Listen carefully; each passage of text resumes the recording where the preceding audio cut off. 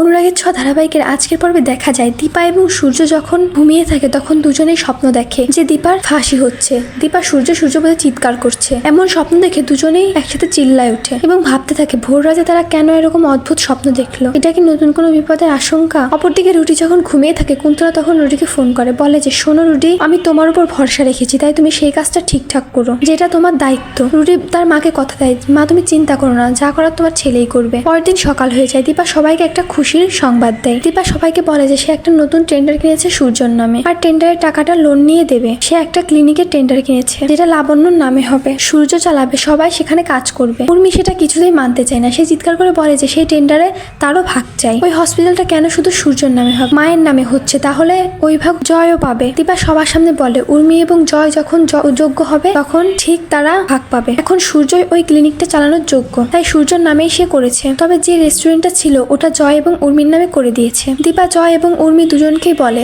তোরা দুজনে এখন ওই রেস্টুরেন্টে কাজ করার যোগ্য, তাই তোরা এখন থেকে ওই রেস্টুরেন্টে কাজ করবি। উর্মি তবুও মানতে চায় না। উর্মি ওই একটা ভাগ চাই, কিন্তু দীপা কিছুতে সেটা দেবে না। দীপা লাবণ্য নামে যে জিনিসটা করছে সেটা খুব যত্ন সহকারে করতে চাইছে, তাই উর্মি জয় এদের মতো লোকের হাতে সে দেবে না। তবে 19 তারিখে ওপেনিং হবে এবং সেনগুপ্ত বাড়ির সবাই সেখানে যাবে, এমনটাই দীপা সবাইকে জানায়। আর এই কথাটা শুনে রুটি প্ল্যান সাজিয়ে ফেলে যে ওই 19 তারিখেই তাকে খেলতে হবে, যেভাবেই হোক না এই সেনগুপ্ত পরিবারকে শেষ করার জন্য ওই রূপাকেই তাকে হাতিয়ার করতে হবে। এরপরে দেখা যায় ক্লিনিক ওপেনিং এ সবাই যাওয়ার জন্য রেডি হয়ে যায়। সেনগুপ্ত বাড়ির সবাই যখন বেরোতে যায় তখন রুটি নাটক করে যে সে খুব অসুস্থ বোধ করছে, সে যেতে পারবে না। তবে সোনা, উর্মি এরা সবাই বাড়িতে থাকতে চায় রুটির সাথে, কিন্তু রুটি কাউকে রাখতে চায় না। রুটি সবাইকে বলে সে ঠিক আছে, তার কোনো অসুবিধা নেই, সে থাকতে পারবে একা, তাই সবাইকে যেতে বলে রুটি। তাই সবাই চলে যায়। অন্যদিকে রুটি মনে মনে ভাবে যে এইবার তো রুটি খেলবে, কুমারের নাতি বলে কথা, রুটির বুদ্ধির সাথে কেউ পারবে না। এরপরে দেখা যায় যে সবাই যখন ওপেনিং এ ব্যস্ত থাকে রুটি তখন ফোন করে রূপাকে, ফোন করে বলে রূপা তোমার সাথে আমার কথা আছে, আমি আসলে সোনার যোগ্য হয়ে উঠতে চাই, তাই আমি একটু তোমার সাথে পার্সোনালি কথা বলতে চাই, তুমি একটাবার বাড়ি আসো। রূপা সোনা বুঝতে পারে না রুটি তাকে এভাবে কেন ডাকছে। পরে ভাবে হয়তো সোনাকে সত্যি সে ভালোবেসে ফেলেছে, এই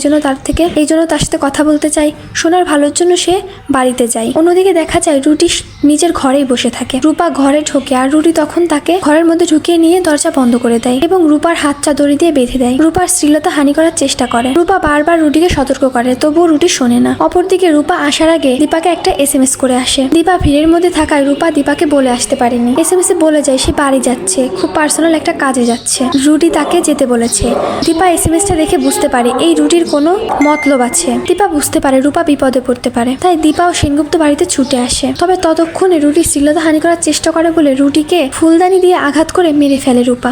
দীপা এসে যখন দেখে রুটি মরে গেছে, রূপা চিৎকার করে কাঁদতে থাকে। তখন দীপা নিজের কাঁধেই ওই খুনের দায় নিয়ে নেয় এবং দীপা রূপাকে বলে তোর কিচ্ছু হবে না রূপা, তোর মা আছে তো তোর সাথে, তোর রুটিকে তুই নয় আমি মেরেছি, ওর মতো শয়তানকে আমি মেরেছি, তুই সবাইকে তাই বলবি। মায়ের কথা শুনে অবাক হয়ে যায় রূপা। তো বন্ধুরা তোমরা এমনটাই চাও তো যে রুটি যে রূপার শ্লীলতা হানি করার চেষ্টা করেছিল সেটা সবাই জানুক, কমেন্ট করে জানাতে ভুলো না।